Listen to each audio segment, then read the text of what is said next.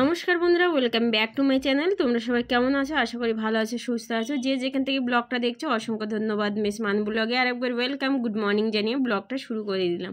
অনেক দিন বাদে ব্লগটা দিচ্ছি, তো পুরো ভিডিওটা দেখতে থাকো। আশা করি তোমাদের অনেক অনেক ভালো লাগবে। পিকুর বাবু কিন্তু সকালে টিফিন এবং খাবার খেয়ে বেরিয়ে পড়ছে গাড়ি চালাতে। আর সেই আসবে সন্ধ্যের কাছাকাছি।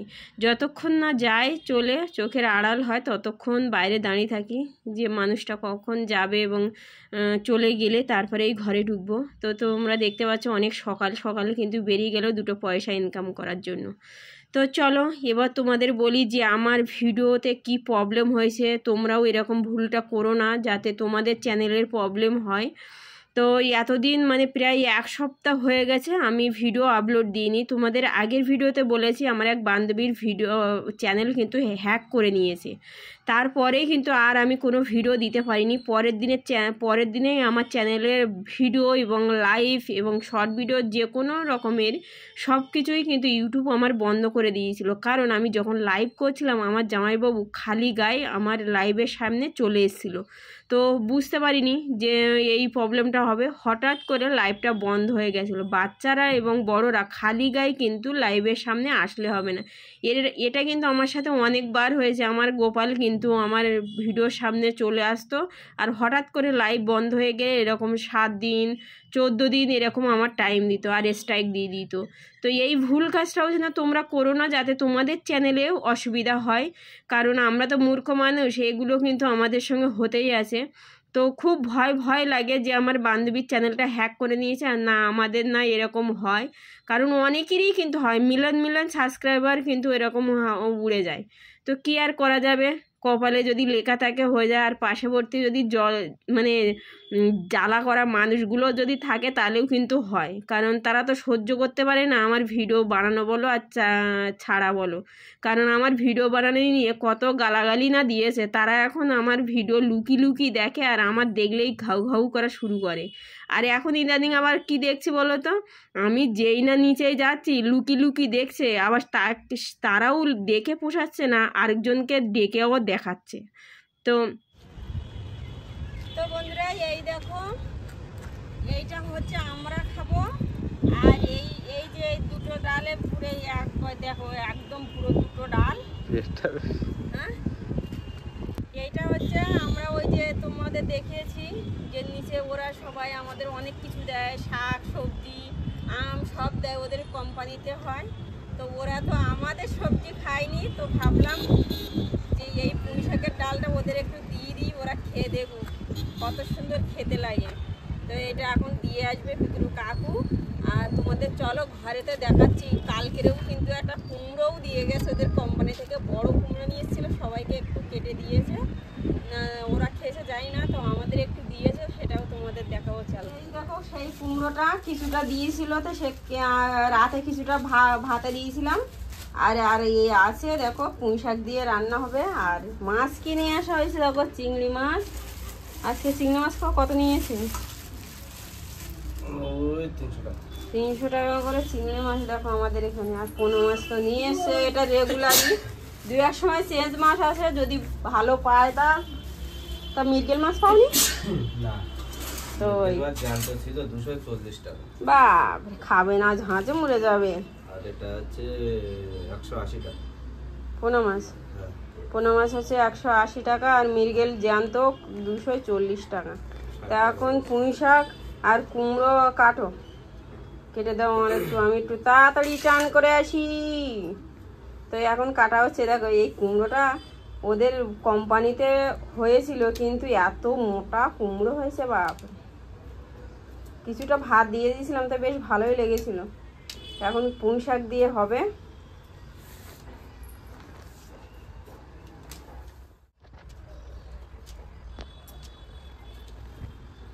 ওইটা তো মাছটা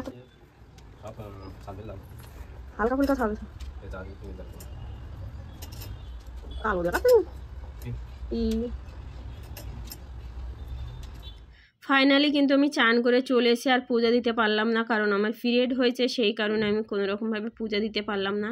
তো পিকুর কাকু কেটে দিয়েছে আর আমি যাব এখন রান্না করতে। তার আগে ভাবছি যে গোপালকে একটু পড়িয়ে নিই, তো পড়ানোর সময় একটু ঠান্ডা কিছু খেতে ইচ্ছা করছে। তো এখন বানিয়েছি আমরস। তোমরা ইউটিউবে যদি পারো একটু সার্চ করে দেখবে, আমরস কিন্তু খেতে অনেক ভালো লাগে। আর আমরসটা বানাতে গেলে খুব টক আমের দরকার হয়। তো 3টে আম একটু পেকে গেছিলো, জামাইবাবু দিয়ে গেছিলো, তোমরা তো দেখেইছিলে জামাইবাবুর আমগুলো খুব টক থাকে। তো সেই আম থেকে 3টে আম নিয়ে আমরা করেছি আমরস। পিকুর বাবু তো নেই, কারণ ও ঠান্ডা ঠান্ডা একদম শ্যুট করে না, সেই জন্য ভাবছি একটু ঠান্ডা খেতে ইচ্ছা মন চাইছে, তো একটু আমরস বানাই। তো আমার গোপালের তো ফেভারিট এসবগুলো ঠান্ডা ঠান্ডা। আর বাইরের বা ঘরের এমন এমন কিছু খাইয়ে খাইয়ে ওকে এমন করেছি, বাইরে গেলে এখন আর একদম ঝামেলা করে না। কারণ আমি ভিডিওতে দেখিয়েছি, যে কোনো জিনিস কোনো রকমভাবে আইসক্রিম বলো ঠান্ডা বলো, আমি ওকে ভিডিওতে দেখাই যে দেখো বাবা কি নোংরা বানাচ্ছে, সব খেতে নেই, পেটে হয় ও হয়। তো সত্যিকারের বলতে আমার গোপাল না বাইরে গিয়ে আর ঝামেলাই করে না, বলে মা ও খাবো না নোংরা। তো যেইটুকু বাড়ি আমি ঘরে ফ্রেশ বানানোর চেষ্টা করি, ঠিক আছে।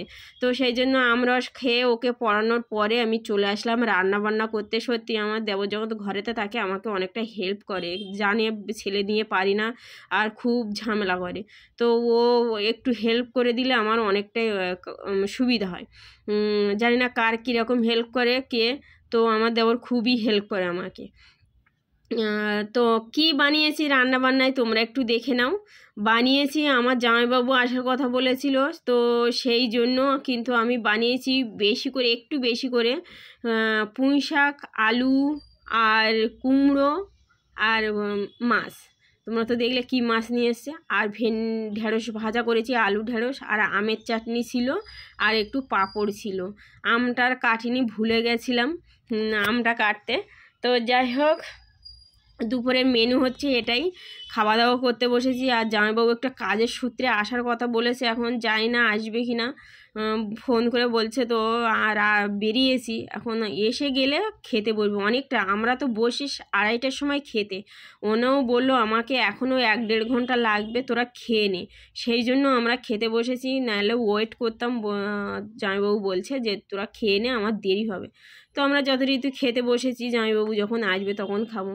আর জানো তো বন্ধুরা, যখন বেশি কিছু বানাই পিকুর বাবু না থাকলে সত্যি আমার অনেকটাই খারাপ লাগে, যে যদি এক জায়গায় বসে খেতে পারতাম। কপালে এরকম সুখ নেই যে দুটো এক জায়গায় বসে খাবো প্রতিদিন। কারণ এটা কিন্তু আমার ক্ষেত্রে না, সবার ক্ষেত্রে হয়, আমাদের প্রতিটা নারীরই কিন্তু এরকমই হয়, একা একা খেতে হয়, কিংবা বাচ্চাদের সঙ্গে খেতে হয়, কিংবা শ্বশুর শাশুড়ির সঙ্গে খেতে হয়। কিন্তু বরমশাই কিন্তু কাজের সূত্রে দেশ বিদেশ ঘোরে, এবং যদিও দেশ বিদেশ না ঘুরে বাড়ির কাজকর্ম তা থাকে। তো দেখতে দেখতে বিকাল হয়ে গেছে, আর এই দেখো জামাইবাবু কিন্তু আবার আম নিয়ে এসছে। তো ভাবছি হাঁস আনতে যাবো, তার আগে তো দেখো কতগুলো আম নিয়ে এসছে। জামাইবাবু গেছে, খেতে বসেছে, আর আমি এই আমগুলো নিয়ে বাইরে তোমাদের একটু দেখাচ্ছি, যে দেখো। তো দেখো আবার প্রায় 3 কেজির মতো আম নিয়ে এসছে। জানি না তোমরা সেটা বুঝতে পারছো কিনা কতটা বড়। আর এই আমগুলো না খুবই টক, আগের আমের থেকে কিন্তু এই আমগুলো অনেক টক।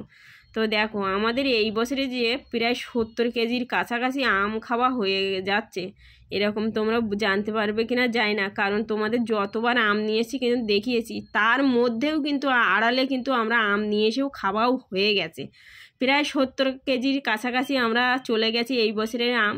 তো আগে কি হবে জানি না। যাই হোক, দেখতে দেখতে কিন্তু বিকাল হয়ে গেছে, আর নিতে এসেছি হাঁস। আর দেখো প্রচুর মেঘ করেছে, আর বৃষ্টিও হয়ে গেছে। ব্যাঙ্গালোরের ওয়েদার এতটা খারাপ যে তোমাদের বলে বোঝাতে পারবো না।